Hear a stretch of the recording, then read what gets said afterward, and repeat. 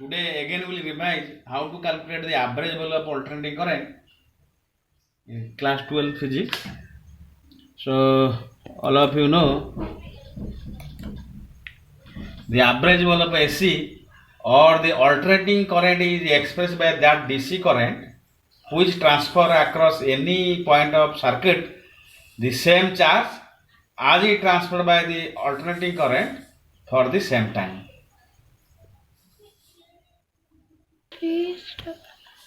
So again we'll revise what is the average value of alternating current.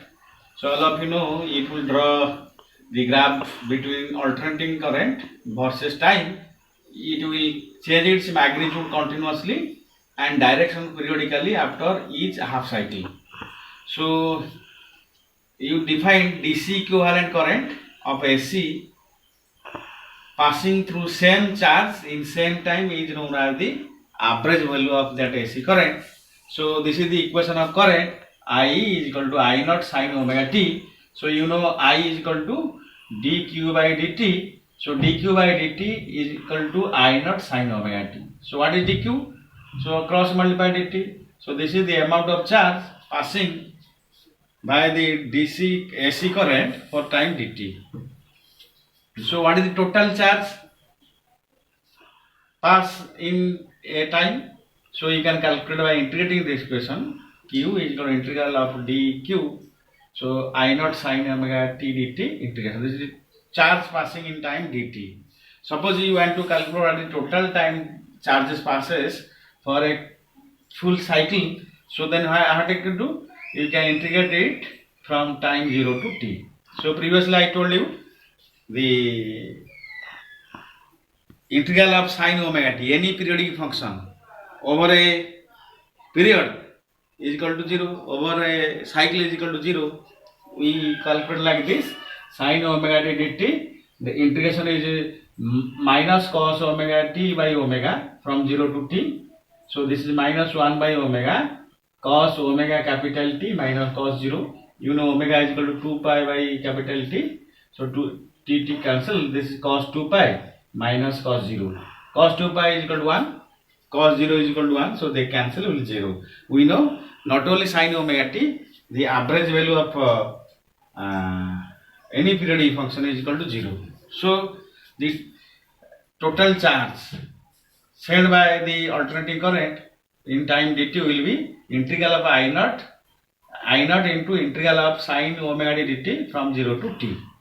So the average current for the full cycle should be total charge sent by the current by the time. So this is the equation for total charge. This is the for time. But the integral value of this current is 0. So we can say the average current of AC for full cycle is equal to 0. But the average current for half cycle is not 0. So here it will be positively charged. This half cycle negatively charged. So for full cycle positive and negative charge cancel. So average value 0. For half cycle or quarter cycle or any partial cycle it is not 0. So I have already given some example to you. So let us again take an hints. So average current for half cycle. So how can you do? You integrate from 0 to t by 2, divide time t by 2. So the integration of sin omega t is equal to cos omega t by omega. So here put t is equal to t by 2. So this is cos pi, this becomes 2 pi by t, cancel cos pi minus cos 0.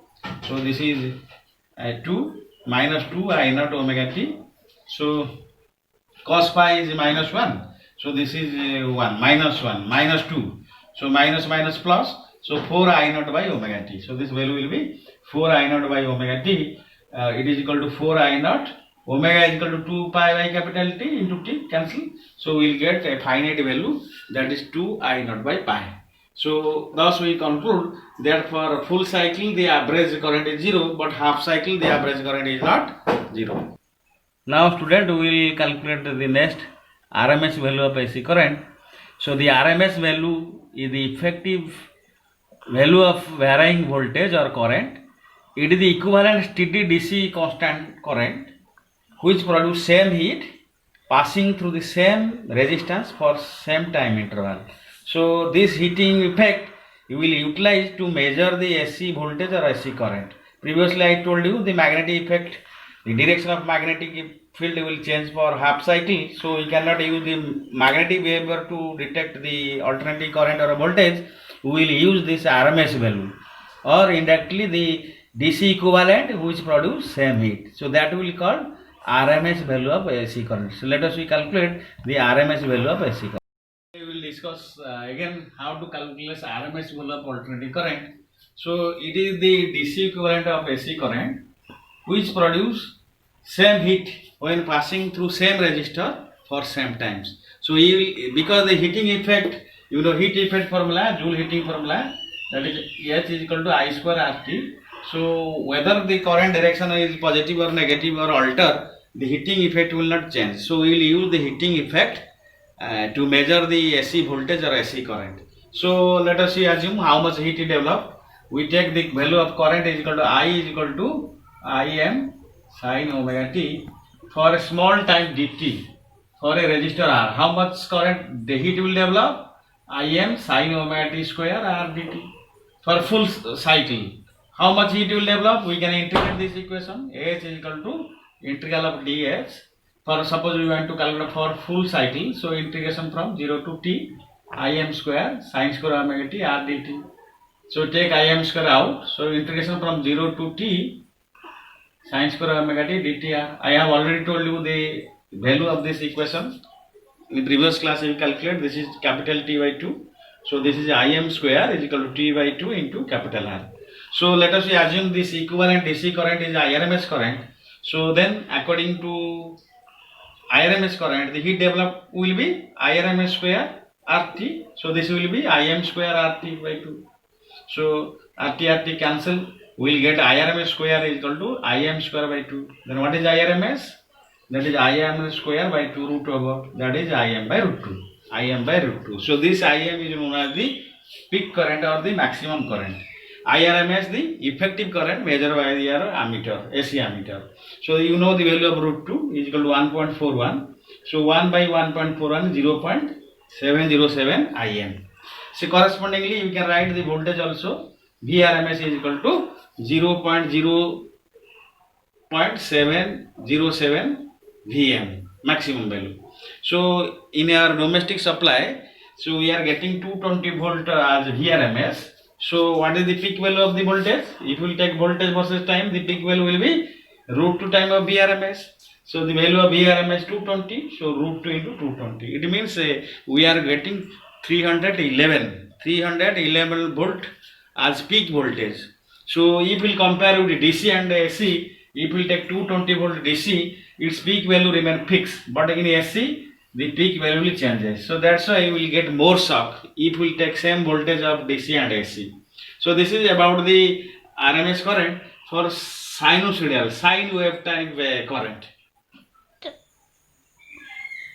We calculate the RMS value of current for sinusoidal current. We get the IRMS is equal to peak value by root 2 or Im by root 2. Suppose the current is now sinusoidal. Suppose it is pulsating current like this. Suppose this is time 0, this is time t. Suppose in this time capital T, n number of such pulses are there. So let us we divide the whole pulses into equal halves, and suppose there is n number of pulses. So then what is the time for each pulse? That is capital T by n. So let us we calculate heat developed by each pulse. So suppose this is current I1, this plus is I2, I3, I4, I5. So heat developed by first current will be I1 square RT. Heat developed by second square, that is I2 square by RT. Like this, total heat developed. Heat developed by the first current plus second current for all the currents. So here RT is common. Take R small t common. That is I1 square, I2 square like this. But capital small t is equal to capital T by n. So this will be heat developed. So what heat developed will get in the pulsating current? So H is equal to I1 square plus I2 square up to In square RT by small n number of pulses in that time period. This will be the heat developed. So in terms of RMS or DC equivalent, we can write RMS square heat developed is equal to RT. We compare the 2 RT cancel. So what will you get? RMS square is equal to I1 square, I2 square up to IN square by n. So what is RMS? I1 square, I2 square plus IN square by n root over. You see, this is the root mean square.